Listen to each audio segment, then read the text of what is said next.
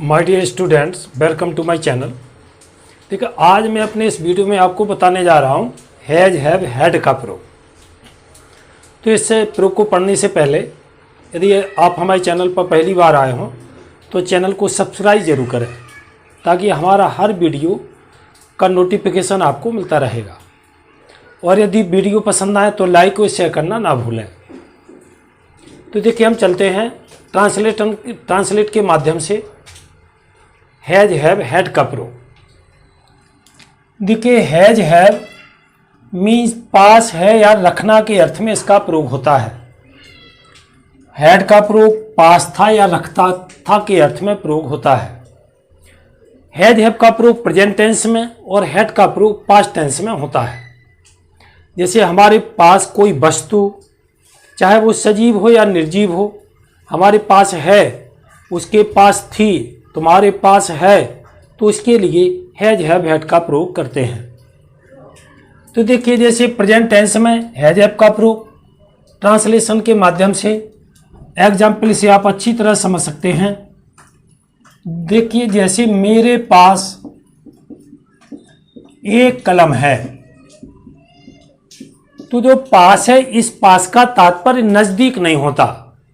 मेरे पास का मतलब मैं रखता हूं या मेरे पास है वो वस्तु, चाहे वो पेन हो चाहे बुक हो। मेरे पास एक कलम है। इसमें एक और चीज आपको समझनी है कि जो मेरे शब्द लिखा है, वैसे तो मेरे पॉजेसिव केस है, इसकी इंग्लिश माई होती है, लेकिन इस सब्जेक्ट के फॉर्म में कभी माई का यूज नहीं होता। इसलिए सब्जेक्ट के फॉर्म में मेरे तो तुक के अनुसार वाक्य में लिखा जाता है। नहीं तो इसका दूसरा सेंटेंस हम इस प्रकार लिख सकते हैं कि मैं एक कलम रखता हूं। मैं एक कलम रखता हूं। अतः मेरे की अंग्रेजी सब्जेक्ट फॉर्म में आई लिखी जाएगी। अब देखिए, हैज हैव के प्रयोग में किसके साथ हैज का प्रयोग होता, किसके साथ हैव का। तो आपने प्रेजेंट परफेक्ट टेंस यदि पढ़ा हो, नहीं पढ़ा तो मेरा वीडियो प्रेजेंट परफेक्ट टेंस पढ़िए। तो ही सी इट या सिंगुलर सब्जेक्ट के साथ हैज का यूज, और आई बी दे यू या प्लूरल सब्जेक्ट के साथ हैव का यूज करते हैं। यहाँ आई है तो इसके साथ हैव का प्रयोग करेंगे। और ए पेन, इसमें जो पास या रखना की इंग्लिश नहीं आती, इसका तात्पर्य ही पास या रखना होता है। देखिए, उसके पास 3 कलमें थीं या 3 कलमें हैं। तो देखिए, उसके मीन्स ही या सी, क्योंकि मेल फीमेल में से कोई भी हो सकता है। तो ही सी के साथ हैज का यूज करेंगे। वो 3 कलमें माने 3 पेन्स। तो ही हैज 3 पेन्स या सी हैज 3 पेन्स। तो ये है हैज हैव का प्रयोग प्रेजेंट टेंस में। एग्जाम्पल तो बहुत सारे होते, आपको तो रूल समझना है किसके साथ हैज का यूज, किसके साथ हैव का यूज, और पास या रखना के अर्थ में दोनों का प्रयोग किया जाता है। इसी तरह पास्ट टेंस में, जैसे अगर वाक्य में था शब्द का प्रयोग हो, था या थी, तो उसमें हम पास था या रखता था की अंग्रेजी हैड का प्रयोग करते हैं। जैसे कि एक राजा की 3 रानियां थीं। देखिए, इस वाक्य में क्या भिन्नता है कि इसमें पास या रखना शब्द का प्रयोग नहीं हुआ। तो कुछ ऐसे भी सेंटेंस आपको समझने हैं। इन सेंटेंस को पढ़ते पढ़ते समझ सकते हैं। इसका कोई स्पेशल रूल नहीं होता कि एक राजा की 3 रानियां थी, इसका मतलब उसके पास थी, वह रखता था। तो पास या रखना शब्द भी नहीं लिखा किन्हीं वाक्यों में, तो उनमें भी हम हैज हैव हैड का प्रयोग करते हैं। एक राजा की 3 रानियां थीं। ए किंग हैड और 3 क्वींस।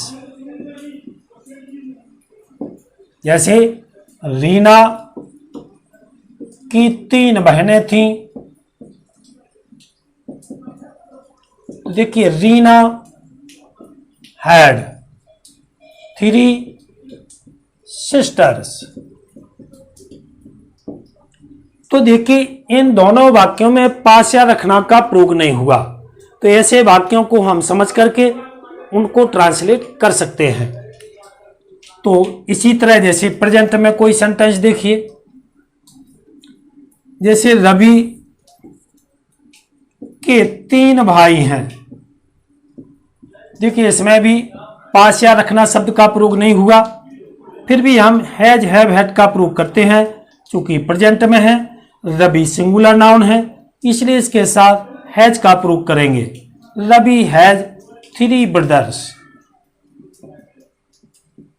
ये बहुत इंपॉर्टेंट ट्रांसलेशन है। जैसे इट का यूज, हैज हैव हैड का यूज, देयर का यूज, तो मैं अभी आपको पिछले वीडियो में इट का यूज पढ़ा चुका हूं, जो डमी सब्जेक्ट के रूप में प्रयोग किया गया।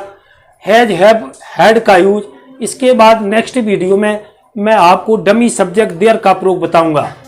लेकिन एक बात ध्यान रहे, एक छोटी सी रिक्वेस्ट है कि वीडियो को पूरा जरूर देखा करें ताकि आपको पूरी चीज समझ में आए। यदि वीडियो अधूरा देखोगे तो आपकी समझ अधूरी रह जाती है और किसी के बारे में हम पूर्ण रूप से ज्ञान प्राप्त नहीं कर पाते। अतः वीडियो जरूर पूरा देखा करें। तो देखिए रवि के 3 भाई हैं, इसमें पास शब्द का प्रयोग नहीं है, फिर भी हमने हैज का प्रयोग किया। इस प्रकार के कोई भी सेंटेंस हो तो इसमें हम हैज हैव हैड का प्रयोग करते हैं। ये तो था सेंटेंस एफर्मेटिव। अब इसी को यदि हम नेगेटिव इंटरोगेटिव में भी हैज हैव हैड का यूज किस प्रकार करेंगे, समझिए कुछ एग्जाम्पल से। देखिए नेगेटिव में देखिए, जैसे मेरे पास 3 कलमें नहीं हैं। ये बहुत इंपॉर्टेंट सेंटेंस है, क्योंकि आपको कहीं नेगेटिव में कन्वर्ट करने के लिए सेंटेंस ऐसा हैज है वाला दिया जाए तो आप कुछ गलतियां कर सकते हैं। देखिए पहले इसको समझिए नेगेटिव कैसे बनाएंगे। मेरे पास 3 कलमें नहीं हैं, मेरे पास आई। अब स्टूडेंट क्या करते हैं कि जैसे हैव के बाद नॉट का यूज कर देते हैं और ऐसा लिख देते हैं कि 3 पेन्स। इससे आपको क्या समझना है, किसी भी सेंटेंस में नॉट का यूज मेन वर्ब के बाद नहीं होता, सदैव हेल्पिंग वर्ब के बाद होता है। अब देखिए आपने पीछे अभी पढ़ा, जैसे आई हैव ए पेन, मेरे पास एक कलम है। इसका यदि आप नेगेटिव बनाएंगे तो आप हैव के बाद यदि नॉट का यूज करेंगे तो देखिए नॉट कहाँ यूज हो गया, मेन वर्ब के बाद, क्योंकि हैव यहाँ मेन वर्ब के रूप में और यहाँ ये मेन वर्ब के बाद नॉट यूज हुआ। फिर कोई भी वाक्य विदाउट मेन वर्ब के होता नहीं, तो नॉट के बाद फिर मेन वर्ब कहाँ आएगी। यदि हेल्पिंग वर्ब इसको मानेंगे तो मुख्य क्रिया नहीं है, इसलिए इसका नेगेटिव इस प्रकार बनाना बिल्कुल रॉन्ग होगा। ये बिल्कुल रॉन्ग होगा, तो हम इसका नेगेटिव किस प्रकार बनाएंगे। देखिए हैज हैव हैड के यूज में यदि नेगेटिव बनाएंगे तो प्रेजेंट टेंस में do not does not have का प्रयोग करते हैं और पास्ट में डिड नॉट हैव। देखिए कैसे, यदि ये प्रेजेंट टेंस है तो इसका नेगेटिव बनेगा आई के साथ डोंट का प्रयोग करेंगे और हैव का हैव ही रहेगा, डोंट हैव और 3 पेन्स। सपोज आपका लिखा हो ही हैज ए बुक, समझ लीजिए। देखिए इसका नेगेटिव बनाएंगे तो ही के साथ डज नॉट का प्रयोग करेंगे और हैज को हैव में ही कन्वर्ट करते हैं। हैज को हैव में हैव का हैव ही रहेगा और हैड को भी हैव में कन्वर्ट किया जाता है। तो देखिए इसका नेगेटिव क्या बना, he does not have a book. इसी तरह पास्ट में आप देख सकते हैं, जैसे लिखा ही हैड ए बुक, तो इसका नेगेटिव ए पास्ट टेंस है। पास्ट टेंस में डिड नॉट का यूज करेंगे डिडंट, लेकिन इस हैड को भी हैव में कन्वर्ट करेंगे। तो क्या समझा आपने इससे कि यदि इसका नेगेटिव बनाना है तो हम प्रेजेंट में do not have, does not have, past में डिड नॉट हैव का प्रयोग करके और नेगेटिव बनाते हैं, ताकि देखिए आपकी जो मेन वर्ब थी जो मेन वर्ब के रूप में ही नॉट के बाद कार्य कर रही है। इसमें हेल्पिंग वर्ब डजन नॉट के बाद हैव मेन वर्ब के रूप में कार्य कर रही है। इसमें डिड हेल्पिंग वर्ब नॉट के बाद हैव मेन वर्ब के रूप में कार्य कर रही है। यदि हैव हैज हैड के तुरंत बाद नॉट का प्रयोग करोगे तो वो हेल्पिंग वर्ब का कार्य करेगी, जो कि प्रेजेंट परफेक्ट की हेल्पिंग वर्ब और पास्ट परफेक्ट की हेल्पिंग वर्ब होती है। इसके बाद फिर मेन वर्ब नहीं होती, इसलिए सेंटेंस रॉन्ग माना जाएगा, क्योंकि बिना मेन वर्ब के कोई सेंटेंस होता नहीं। जैसे बहुत इंपॉर्टेंट चीज इसमें एक और बता दूं, समझिए।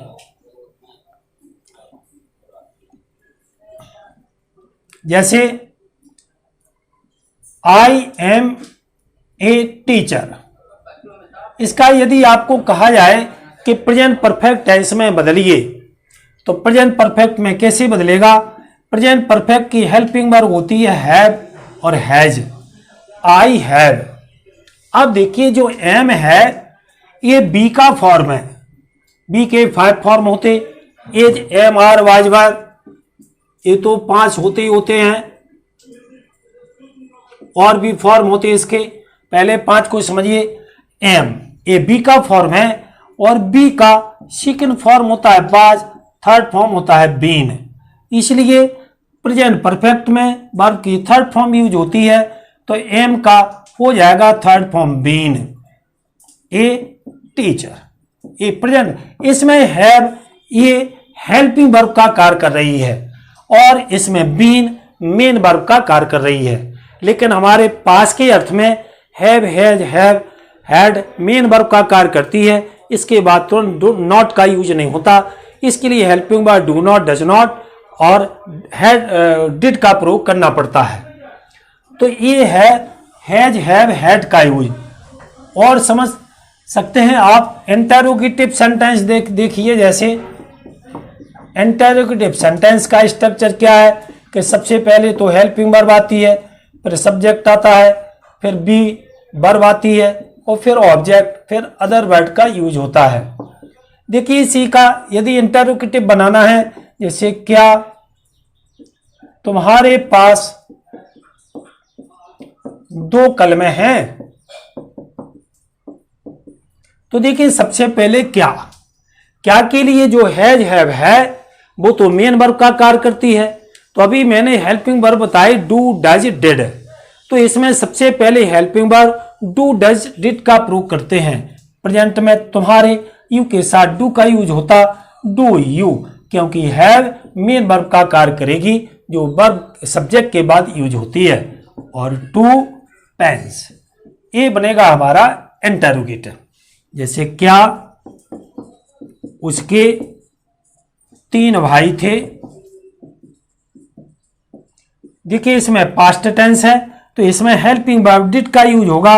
उसके इंग्लिश ही, डिड ही, और 3 ब्रदर्स। ये हमारा हैज, हैव, हैड का प्रयोग। तो बने रहिए हमारे चैनल पर बने रहने के लिए बहुत बहुत धन्यवाद।